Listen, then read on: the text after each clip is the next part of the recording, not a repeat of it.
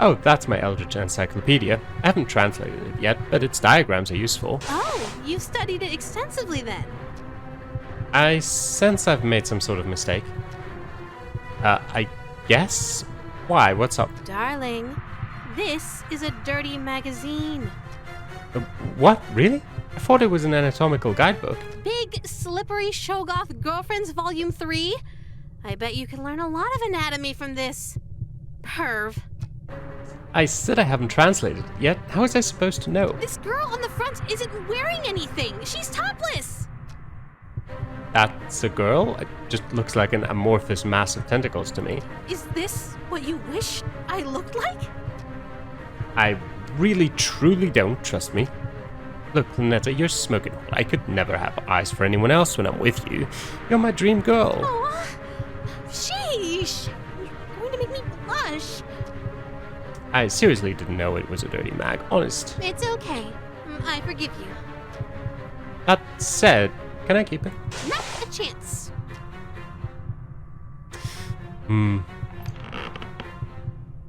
Hey, out of curiosity, have you dated before?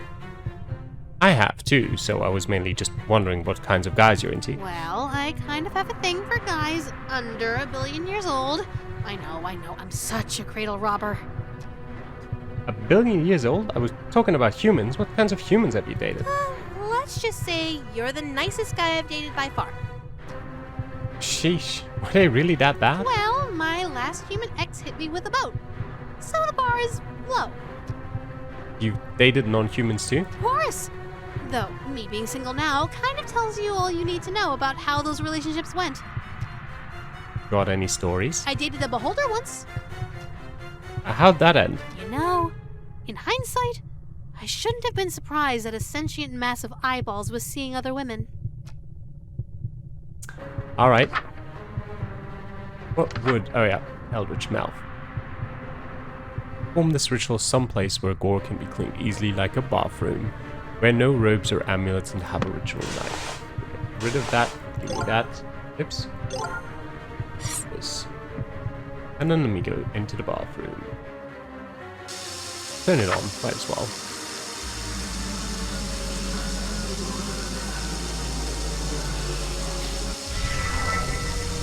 Yeah. Shit. Still as unnerving as I remember. In this reality, this is just my hand now. Forever. It's such a nice day outside. It's a little dry for my liking, but we could totally have a date. Why don't you open your window? Let a little light in here? Oh no. No, wait. But what? What is it? You sure you want to do that? What do you mean? I mean, don't you want to shower first before you go out? Like last time? Huh? Why would you suggest that? Oh no. Don't tell me. Do I still smell like the ocean? Just a tad salty. Heavens below. I'm so sorry, darling. I'll be right back. No peeking, but I love you. That was a close one. If she opened that window, Estia would have come. I would have been a goner. Looks like the clouds have cleared and Ln'eta's out of the room. If I want to date Estia, it's go time. Otherwise, if I want to stay with Ln'eta, I need to make absolutely sure that that window never opens, ever. It's time to choose. From this point on, my actions will have consequences. That won't. Right. Let's see. I guess for now, we might as well let her in. What is it now? I was just thinking, you know how saying your name summons you? Yes, what of it? There's an old myth that saying Bloody Mary in the mirror 3 times at midnight summons an angry demon to your room. Really? I've never heard of such a ritual. Does it work? It summoned my neighbor telling me to shut the hell up and go to bed, so sort of. Alright. For Masquerade. Makeup guide. Backstage in an enclosed room with a mirror. Prepare the host for scene 2 by doing the following. Apply the masquerade mask to host's face. Adorn the host in elegant robes and affix a ritual knife to the host's person. When all is complete, look in a mirror to ensure the costume is prepared properly. Okay, so give me that. Give me that. I've got the ritual dagger with me anyway. Alright. Don't worry about it, Ln'eta. Alright, looks like everything is in place. I feel all gussied up. Even for me, this outfit's pretty loud. But even so, the beauty of this whole ensemble is out of this world. If Ln'eta is showering in here, I'd better meet with Esther in the other room. All I have to do is stand where the planet's light can reach me, and... I already know what you're gonna say, Your Highness. Yellow is more your color than mine, but I still look pretty good, right? You clean up well. I'm impressed. You'd be presentable before my royal court in that. It's a pretty snug fit. The mask almost feels alive, like it's molding to fit my face perfectly. Quite the opposite, dearest. Your face is molding to fit the mask. I feel a twist of metal digging into my temples. It's stuck to my face somehow. Ow! Ow! It really won't come off. I may have failed to mention that we reenact the play with deadly accuracy. From this point on in the play, your character never removes his mask. So neither shall you. This surely shouldn't be a problem for someone who is planning to be my eternal servant. Correct? I can't even blink anymore. My eyelids are stretched to meet the indifferent metal of the eye holes. The mask and your face have become one. Your every pore is now gilt in gold. This is... What do I have to wear this to work? When I see family? When I see Ln'eta? Wait a minute. Those strange people outside. They all had masks stuck to them too. Are they past followers who became Esther's servants? Is that going to be my fate? Probably. More questions, dearest? You read my mind. I was just wondering. What do you mean? Well, you can only be wherever light is. Does that make you a bunch of light particles or something? Not just any light. Specifically, the light of planet star Carcosa, which moves and shines to my will. If Carcosa was destroyed, I would cease to be.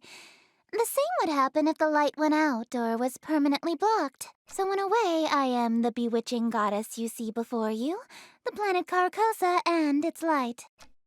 So that makes you a person, place, and thing? I suppose, yes. Well, I know what I'm picking next time I play 20 questions. Alright. Act 2. Setting, interior, well lit. Okay. It seems well lit. Host enters wearing robes and mask. Do I have those on? Yes.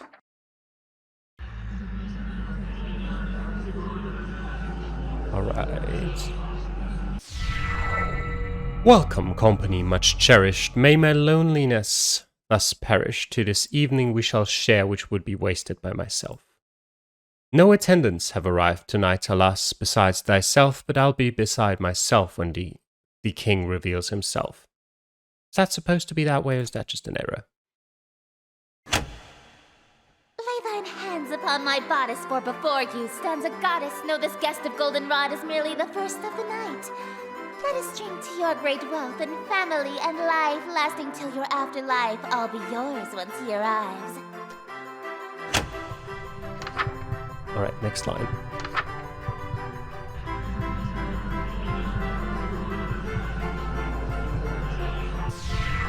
Yes, until my schemes may flourish, we shall haunt my empty fortress. Let us dance a whirling dervish while we feed our appetites. By the morrow we shall know if the king came tonight. Midnight marks the final chime. Until that comes, there is still time. Be thee graciously obeisant, demonstrate a courtly patience. He declines no invitation he receives upon his court. All who live in doomed Yatil will know without report. The king arrived by your escort, a prophecy of grim import.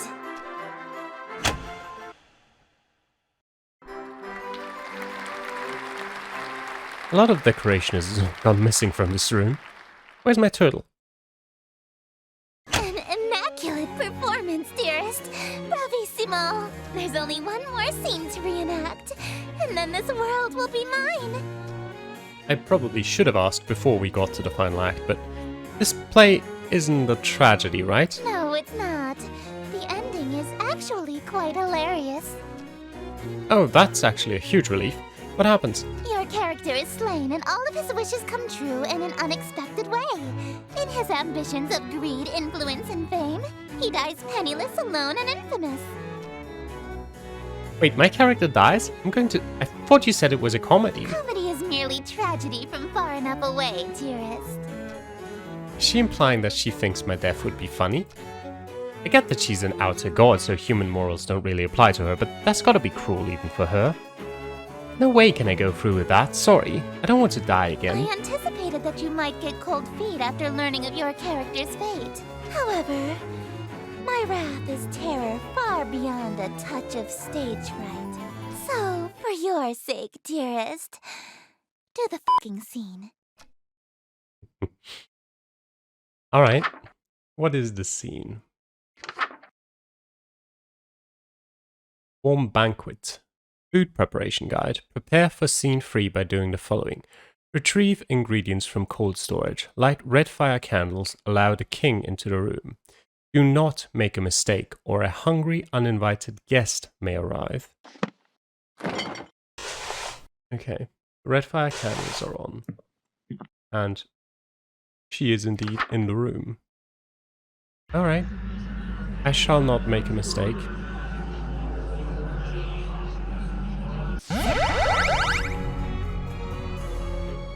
I skipped the voice line apparently. Simply exquisite. Yes, I believe this banquet will do nicely. The room is filled with the mouth-watering aroma of perfectly seasoned meat and fresh fruit. There must be a magical component involved here because I see no less than 3 of my favorite dishes. Esther is strutting towards my bed. Surely you don't intend to merely watch me eat, dearest. I didn't think she was going to let me have any. Don't mind if I do. That's not what I meant. Instead of watching me eat this feast, you'll feed it to me. What was that? It sounded like groans of murderous anger from outside the door. Was that from the masked stalkers outside? If they've all got masks on their faces, they must be Esther's followers, or even ex-partners. Then their groans were of jealousy?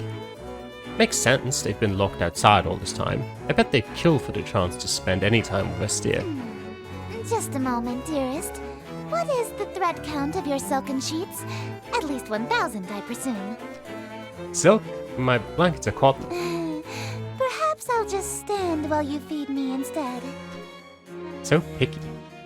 If she's that uppity, maybe I'll start with the grapes. Something that'll feed her princess complex. Delightful. I'm glad. Another.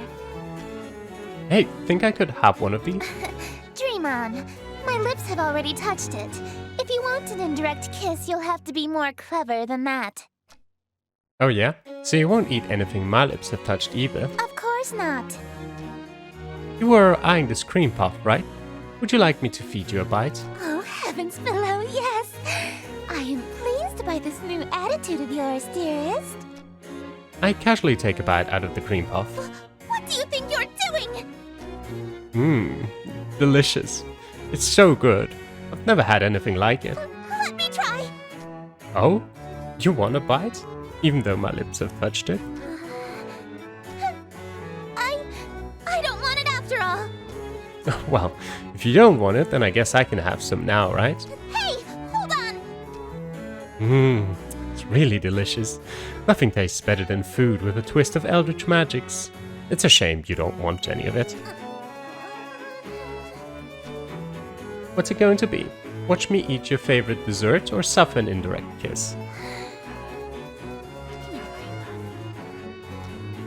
What was that? I order you to hand over the cream puff. Very well, my king. I offer over the other half of the cream puff to her eager hands, but instead...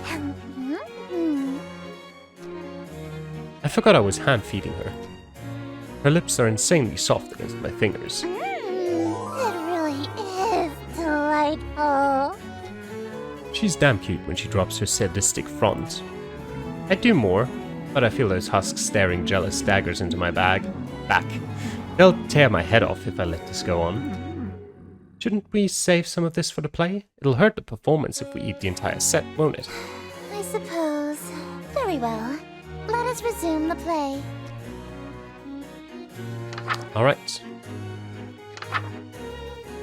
Setting interior no light besides open window.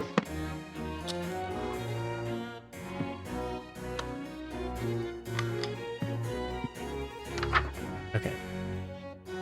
Wearing robes and mask. And I'm wearing them.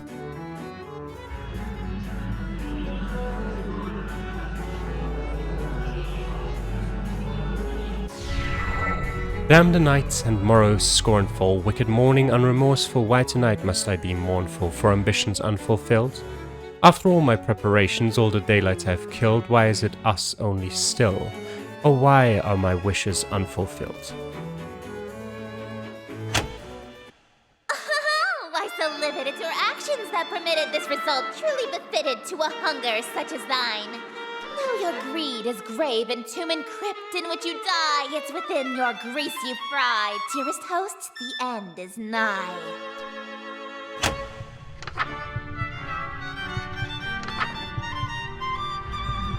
I like the music.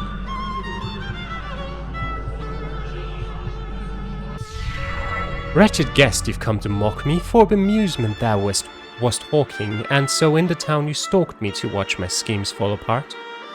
Rip thy mask, apologized, and hastily depart. Leave thee just I fucked it up. Leave thee just my broken heart. Leave naught else in whole or part. I wear no mask, no witness, for it was thee who hast permit this golden guest to own the dimness of the city of Yatil. Lo, for I'm the king in yellow whose long shadow's on Yatil, and whose shadow you're in still. Dark as death is now Yatil.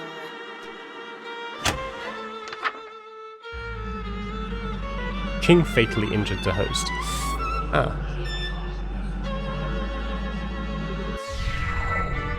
Draw thy blade from mine contusion. My life reaches its conclusion, cruelty matched by your delusion that you truly are the king. Yes, you would have granted all my wishes, not forsaken me. If indeed you were the king, why would you have murdered me? But I've granted all your wishes. I'm afraid I disagree. All alone you are with all of your remaining family. And as vision turns to darkness, you have claim to all you see. And you'll wear that mask and robe for the rest of all your life indeed. And the strong will fall to illness, haunt you too with crypt-like stillness, and none left alive to witness my ascension to Yatil. And from the catacombs shall spill the cries of innocence laid still, ye heard from lady and from smithy and from throne to peasant mill. Cries unprecedented in the history of Yatil. Wails unlike they'll ever be again in dark Yatil. Can't rhyme a word with the same word. Esther, this just doesn't work. That your invitations quill brought the king to black Yatil.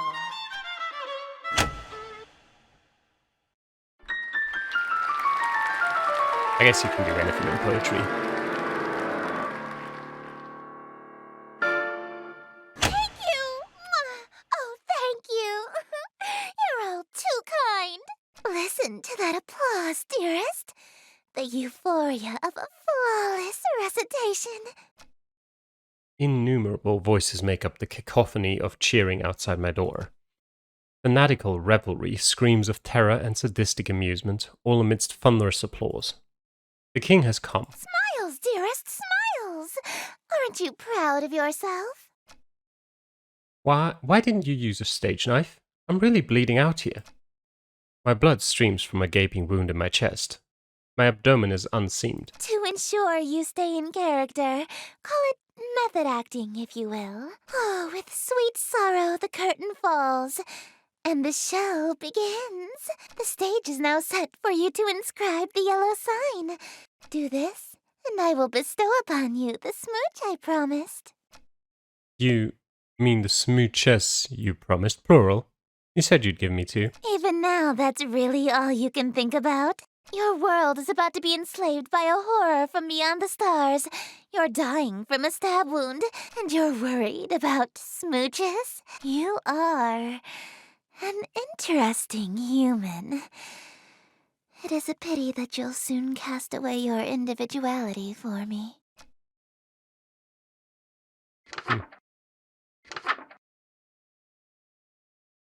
Host expires, last verse kills audience, king exits. Recast role of host, begin to play anew. The yellow sign is only visible or drawable by those who have witnessed or performed the King in Yellow play.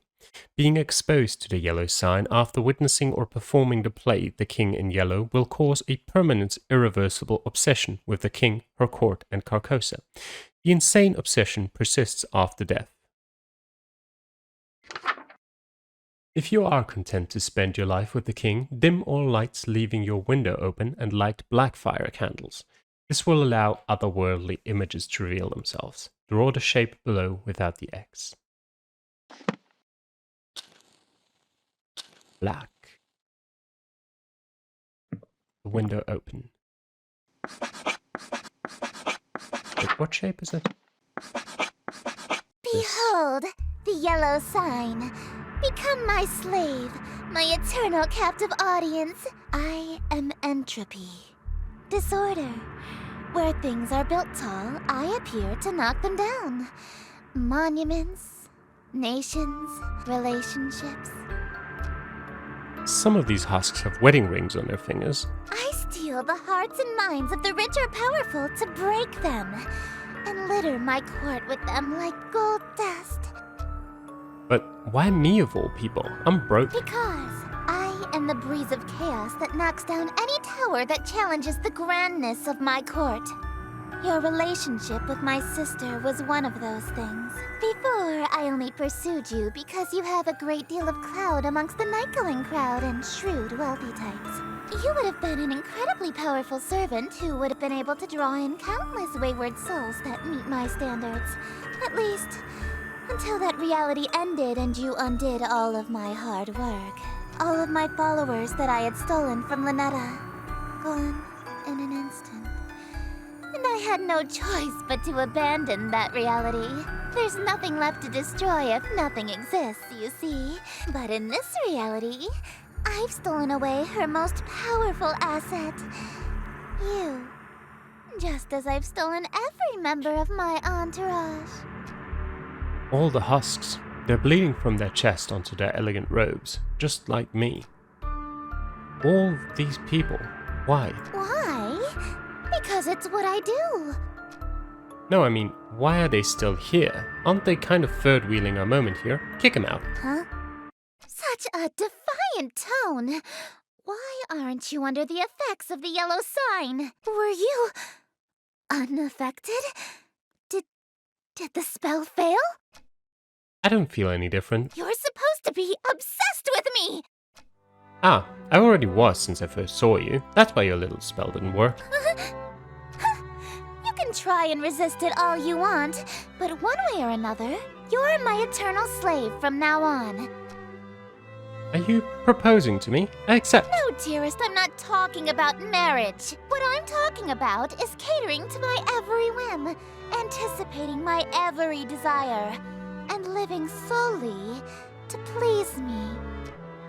Yeah, that just sounds like marriage. No! I'm talking about a servitude where you do nothing but kiss the ground I walk on and revere me for all of time. A servitude unlike anything on Earth, where you never so much as think of anyone else. No, we have that on Earth, and it's called marriage. It's different! It's not. Is too! How so? It means no freedom. Forever. You are only permitted to do as I say. Yep. And it means preparing every single one of my meals for me, whenever I so wish. Yeah, for sure. And it means never being allowed to quit your servitude. You'll never be free of me so long as you live. Until death do us part, even. Exactly. Yeah, okay, I'm sorry, but you're literally just describing being married. I mean, hey, if that's what you want, then I'm in. Let's get married. Dearest, you shouldn't. I stole you away. I ruined your relationship with Ln'eta.